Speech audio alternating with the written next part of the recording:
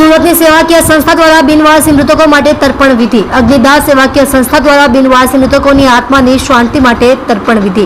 શ્રાદ્ધ પક્ષમાં અગ્નિદાહ સેવાકીય સંસ્થા દ્વારા 271 બિનવારસી મૃતકો માટે કરાઈ તર્પણ વિધિ। અશ્વિની કુમાર વૈદ્યરાજ ઓવારા ખાતે શ્રાદ્ધ પક્ષ નિમિત્તે કરવામાં આવી હતી તર્પણ વિધિ। હિન્દુ શાસ્ત્રોક્ત વિધિથી બિનવારસી મૃતકો માટે કરાયું શ્રાદ્ધ। આ સંસ્થા વિનામૂલ્યે છેલ્લા 24 વર્ષથી નાત જાતના ભેદભાવ વિના બિનવારસી મૃતકોના કરે છે અંતિમ સંસ્કાર। નમસ્કાર દર્શક મિત્રો, મારું નામ વેનીલા રસિકલાલ મારવાલા, અગ્નિદાહ સેવા કેન્દ્રના પ્રમુખ।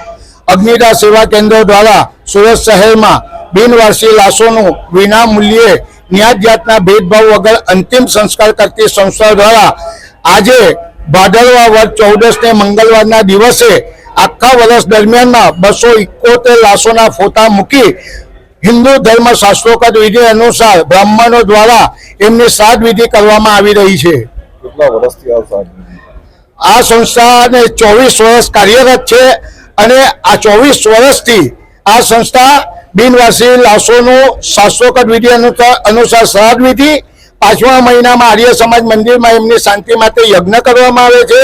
ત્યારબાદ લાવારીસ લાશોની ઓળખ થાય એ માટેના ફોટા મૂકી અંબાનગર સોશિયો સર્કલ પાસે એમનું પ્રદર્શન કરવામાં આવે છે અને આ સંસ્થા દ્વારા બિનવારસી લાશોની અસ્થિઓનું વિસર્જન નાસિક કરવામાં આવે છે અને વર્ષ દરમિયાન પુષ્કર, હરિદ્વાર અને સોમનાથ પ્રભાત પાટણ જેવા તીર્થધામોમાં આ લોકોની મોક્ષની ગતિ માટે પિંડદાન અને અસ્થિનું વિસર્જન કરવામાં આવે છે આ સંસ્થા દ્વારા।